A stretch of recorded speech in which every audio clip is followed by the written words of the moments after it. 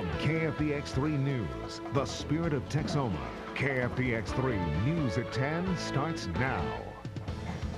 Good evening, everyone, and thanks for joining us. I'm Michelle Dixon. And I'm Austin Wright. A horrific tractor accident claims the life of a man near Burke Burnett. Mother Nature has rained on parts of Falls Fest this year, but the clouds parted long enough for motorcycle lovers to hit the road in an annual event that takes them around Texoma for a good cause. And calendars may read the beginning of October, but some people are already thinking about the end of the month, and the reason shouldn't really shock you. I think they're hilarious. If parenthood wasn't frightening enough now, zombie babies. Oh, yeah. Well, now time for a quick forecast with Skip McBride. All right, Skip, nothing scary about our forecast, but is that going to change anytime soon? I certainly hope not. Nearly 1 in 10 Americans has some form of depression. That's the result of a new report from the Centers for Disease Control. 3.4% were found to suffer from major depression. Those with higher rates of depression included women, minorities, people without health care or jobs, and non-married people. North Dakota had the lowest rate of depression, while Mississippi had the highest. The study is based on a survey of more than 235,000 adults between 2006 and 2008. And stay with us because Orlando's got to look at your sports after the break. Just listen to David Morris, Exactly, and David, I understand cooler temperatures are on the way. They are certainly on the way, Austin. From Lindsay Lohan's release to the continued efforts to release 33 trapped miners in Chile. The first of 3 rescue capsules arrived today in Chile.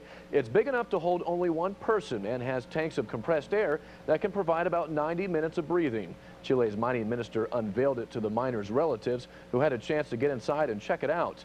2 more capsules should arrive in the next week. Meanwhile, drilling continues to open up a hole wide enough to accommodate the capsule. The 33 men have been stuck in the mine since August 5th. They're expected to be rescued in early November. Well, back in Texoma, we're big on local sports, and local medical experts want coaches and parents to be just as big on preventing sports-related injuries. This evening, United Regional hosted Playing It Safe at the NPEC in downtown Wichita Falls. Coaches and parents were invited to attend the community event where athletic trainers and physicians experienced in treating sports-related injuries spoke on keeping student athletes injury-free. Experts say if injuries do occur, the best strategy is to diagnose it early and provide fast and effective treatment that allows athletes to return to action as quickly as possible. And well, now joining us, Orlando Sanchez, and an exciting day in sports. Oh yeah, Austin, we've got plenty to cover and a cool day tomorrow. All right. Thanks, Skip, and thank you for joining us. Back tonight at 10. Thanks for watching. It's the sound of progress being made. The new city of Wichita Falls Animal Reclaim Center is in its final months of completion. Well, we started about May 17th is when I came on board and we started doing the dirt work. Actually, it wasn't nothing but a field to start off with. And as we progressed along. Construction has in fact progressed so quickly that it's expected to be completed in December, a month earlier than originally projected. When it is finished, the building will have high-tech ways of keeping animals healthy. I think the biggest thing will be our ability to control the transmission of disease from one animal to the other and to have everything enclosed in glass so that the public can come in and see if the animal that they've lost is here. Employees will be able to keep 34 individual dog kennels clean and sanitary with a system mostly seen in zoos. Animal waste will be flushed through a trough-like system with just a touch of a button. And that's not the only system designed to keep infections at bay. Not every animal that comes into the facility is healthy, and that's where this huge air system comes into play behind me. When animals go into the quarantine when they're sick, this system right here will actually separate the air from the sick animal's pen versus the healthy animals and make sure no other dogs or cats are infected. Even when the animals are taken outside to stretch their legs, they'll be in a germ-controlled environment. We've built a courtyard area where we can take the animals out into that will have an AstroTurf type grass that can be cleaned and sanitized. Robin Reeves' son, Colin, is in for a routine checkup at the clinics of North Texas. But today's visit is different.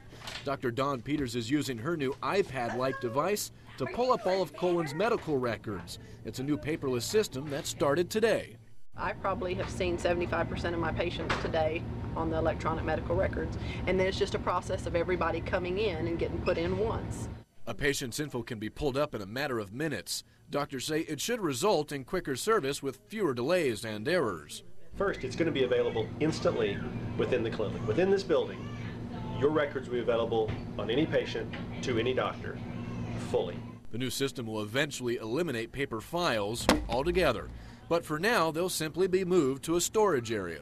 Now, all of these paper charts won't immediately be gotten rid of. Under Texas law, the medical facility has to keep them on hand for the next 7 years, so they'll go down into storage in case doctors need to refer to them in the future. Patient information is backed up on servers that cycle every hour, preventing any data from being lost. And that makes parents like Reeves very happy. That makes me a lot more comfortable, and a lot more comfortable. It makes me feel really, really good and confident in my doctor that my son can get the best care that he can get, knowing that they have his medical records right there.